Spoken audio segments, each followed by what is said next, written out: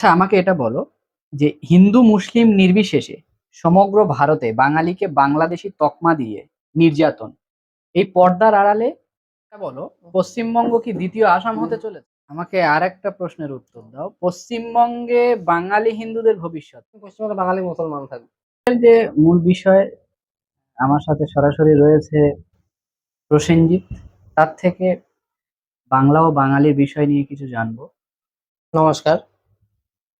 আচ্ছা আমাকে এটা বলো যে হিন্দু মুসলিম নির্বিশেষে সমগ্র ভারতে বাঙালিকে বাংলাদেশী তকমা দিয়ে নির্যাতন এই পর্দার আড়ালে কারা?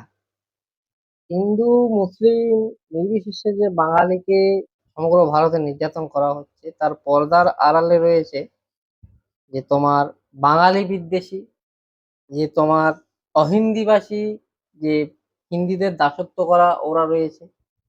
যেমন মহারাষ্ট্রে মারাঠি, উড়িষ্যায় উড়িয়া, এছাড়া মনে করো এর আগে রাজস্থানও আমরা দেখেছি, হরিয়ানাও আমরা দেখেছি। এবং তাদেরকে বেসিক্যালি ম্যানিপুলেট করে চলে যে গুজরাটি মারোয়ারি ইকোনমিক্যাল যে লবিটা, অর্থনৈতিক যে পুঁজিবাদের যে লবিটা, ওটা এটাই মূলত আজকের এই সমস্যাগুলোর অন্যতম কারণ। আচ্ছা আমাকে এটা বলো, পশ্চিমবঙ্গ কি দ্বিতীয় আসাম হতে চলেছে? তোমার কি এতে কোনো দ্বিধাবোধ আছে বা সংশয় আছে?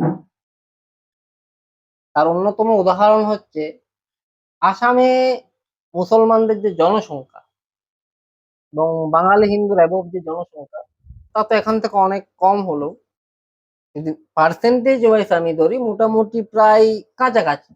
কিন্তু তারপরে ওখানে তুমি কি দেখছো, বিভিন্ন ডিটেনশন ক্যাম্পে কিন্তু বাঙালিকে ধরে নিয়ে যাওয়া হচ্ছে এবং সেখানে রাখা হচ্ছে, মারা যাচ্ছে, আত্মহত্যা করছে।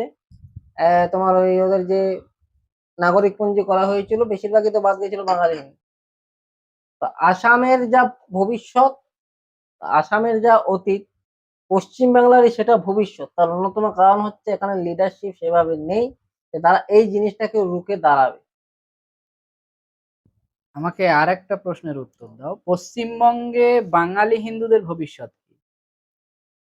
পশ্চিমবঙ্গে বাঙালি হিন্দুদের ভবিষ্যৎ হচ্ছে যতদিন পশ্চিমবাংলায় বাঙালি মুসলমান থাকবে।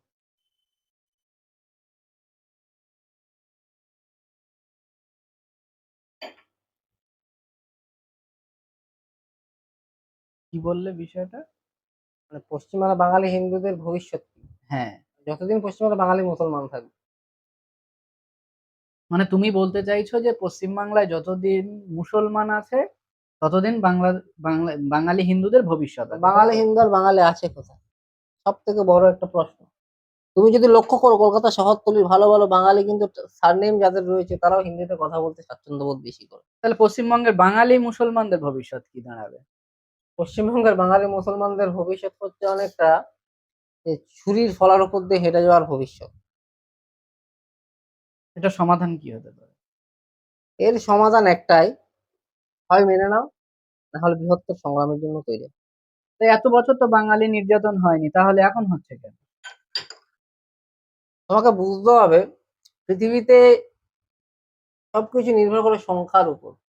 এত বছর বাঙালির যে পার্সেন্টেজ জনসংখ্যার যে গড়, ওটা তো আর এই লেভেলে গিয়ে পৌঁছায়নি। রাঁচি কিন্তু সে জায়গায় গিয়ে পৌঁছে গেছে। এবং বিশেষ করে বাঙালি হিন্দুদের পার্সেন্টেজ তো অতিরিক্ত লেভেলে কমেছে। তো বাঙালি মুসলমানের বাড়ছে। তো বাঙালি হিন্দুদেরকে খেপিয়ে যদি বাঙালি মুসলিমকে কোনোভাবে যদি এখান থেকে হটানো যায়, তারপরে এদেরকে হটানো হবে।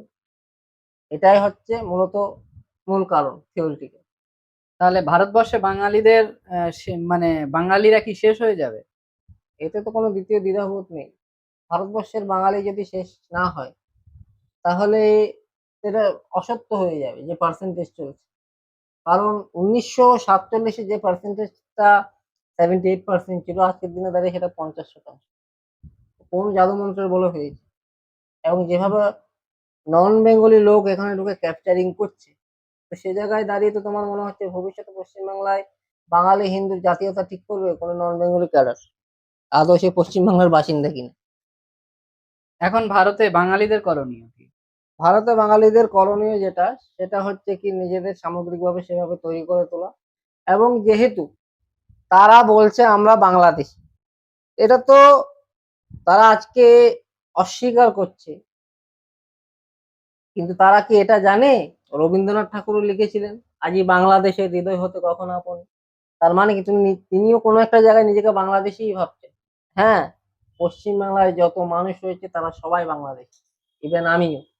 কেন? এই বাংলা, এই বাংলাটাকে আমরা দেশ ভাবতাম, এই বাংলার দেশের উপজীবিকা করে বন্দে মাতরম লেখা হয়েছিল, ভারত মাতার চিত্র অঙ্কন করা হয়েছিল, যেগুলো ক্যাপচারিং করে হিন্দি সাম্রাজ্যবাদী এখন তাদের দেশপ্রেমের নমুনা দেখাচ্ছে।